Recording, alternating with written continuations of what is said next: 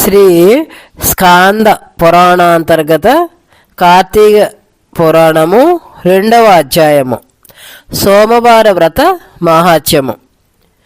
జనక మహారాజా, కార్తీక మాస మహత్యం విన్నవారికి మనోవాకాయ కర్మల నుండి విడుదల కలుగుతుంది. కార్తీక మాసములో సోమవారం వ్రతం ఆచరించేవారు పరమశివుని అనుగ్రహానికి పాత్రులై శివ సాయుధ్యాన్ని పొందుతారు. కార్తీక మాసంలో చేసే స్నాన దాన జపాదులు అశ్వమేధాది యాగ ఫలితాన్ని ప్రసాదిస్తాయి. ఈ వ్రతాన్ని 6 విధములుగా చేయవచ్చు.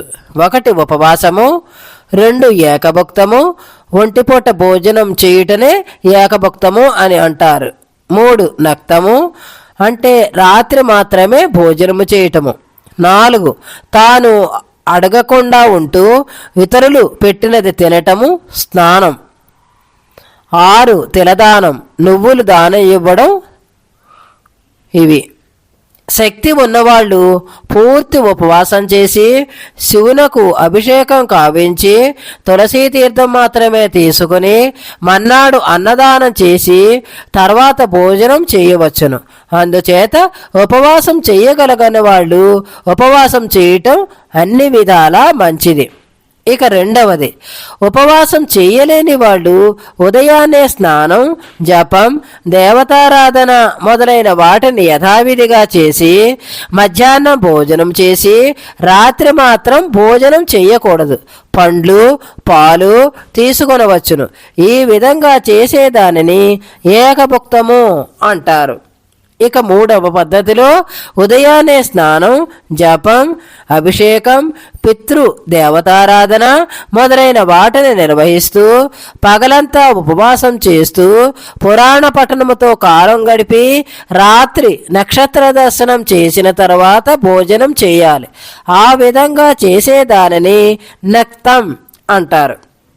ఇక 4వ పద్ధతి, పగలంతా ఉపవాసం ఉండి ఎవరిని ఏమీ అనకుండగా సాయంత్రం ఎవరైనా అడగకుండా పెట్టిన దానిని తినటం వల్ల కూడా సోమవార వ్రతం చేసినట్లు అవుతుంది. దీన్ని ఆయాచిత వ్రతం అని అంటారు. ఇక 5వ పద్ధతిలో మంత్రయుక్తంగా స్నాన జపాదులను గావించవచ్చును. 6వ పద్ధతిలో కార్తీక సోమవారం నాడు పువ్వులు దానం చేసినను వ్రతం చేసినట్లే అవుతుంది. నువ్వులు దానం వల్ల పాపాలు తొలగుతాయి. అందుచేత తిలదానం చేయుట చాలా మంచిది. ఈ 6 పద్ధతులలో ఏదో ఒకటి ఆచరించకపోయినట్లయితే కుంభీపాక నరకం ప్రాప్తిస్తుంది. అనాథ స్త్రీలు ఈ వ్రతం చేయటం వలన విష్ణులోకాన్ని పొందుతారు. కార్తీక మాసంలో పగలంతా ఉపవాసం చేసి భగవదారాధనలో కాలం గడిపి రాత్రి నక్షత్రాలను చూచిన తర్వాత భోజనం చేస్తూ ఈ విధంగా 5 సోమవారాలు, దీనినే పంచనక్తము అని కూడా అంటారు, చేసిన వారు శివ సాయుధ్యాన్ని పొందుతారు. పంచనక్తం ఆచరించేవారు నమక చమక సహితముగా రుద్రాభిషేకం చేస్తూ ఉండాలి. దీనికి సంబంధించిన కథ ఒకటి ఉంది. దీన్ని వింటే సకల కలుషాలు తొలగిపోతాయి. సోమవారం వ్రతం వల్ల కుక్కకు కైలాస ప్రాప్తి. పూర్వం కాశీ రాజ్యంలో ఒక పురోహితుడు ఉండేవాడు. అతనికి నిష్ఠూర అనే పేరు గల ఒక కూతురు ఉంది. ఆమె మంచి సౌందర్యవంతురాలు. కానీ సిగ్గు భయం విడిచిపెట్టినది. కులధర్మాన్ని ఖాతరు చెయ్యలేదు. గయ్యాళిగా తయారైనది. తల్లిదండ్రులకు తలవంపును తెచ్చిపెట్టేది. తుదకు సహించలేక ఇంటి నుండి వారు వెడలగొట్టారు. యవ్వన మదంతో కన్ను మెన్ను గానకుండా సంచరిస్తూ చివరకు సౌరాష్ట్ర దేశం చేరుకున్నది. సౌరాష్ట్ర దేశంలో వేదాలు వేదాంగాలు చదువుకొని నియమనిష్టలతో మంచి సద్గుణాలతోనూ విరార్జిల్లుతూ మిత్రశర్మ అనే పండితుడు ఉండేవాడు. అతడు దురదృష్టవశాత్తు నిష్ఠూరను చూడటం తటస్థించి ఆమె గుణగుణాలను గమనించకుండా మనసిచ్చి పెండి చేసుకున్నాడు. కొంతకాలం వాళ్ళిద్దరూ కులాసాగా కాలం గడిపారు. భర్త మంచితనాన్ని, దయార్థ హృదయాన్ని నిష్ఠూర గమనించలేకపోయినది. ఆమె దుష్ప్రవర్తనను అత్తమామలు భరించలేక చివరికి కొడుకుకు చెప్పారు. మిత్రశర్మ తన భార్య మీద మమకారంతో ఆమెను ఏమీ చేయలేక, అభిమానం అడ్డు రావడం వల్ల చేసేది లేక అత్తమామలు ఇల్లు విడిచి వెళ్ళిపోయినారు. అత్తమామలు ఇల్లు విడిచిన తర్వాత నిష్ఠూరకు పూర్తి స్వాతంత్రం లభించినట్లయినది. ఆమె ఆగడాలకు అంతు లేకుండా పోయినది. ఒకనాడు ఆమె భర్తను తన మార్గానికి అడ్డు తొలగించాలనే నిర్ణయానికి వచ్చినది.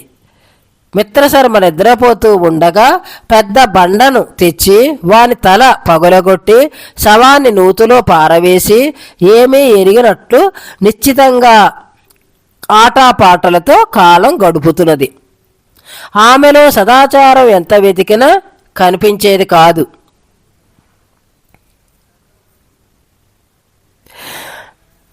కలలో కూడా భగవంతుణ్ణి తలచడం కానీ గుడికి పోవటము కానీ చేయలేదు. భూతదయ పశ్చాత్తాపము ఆమెలో కనిపించవు.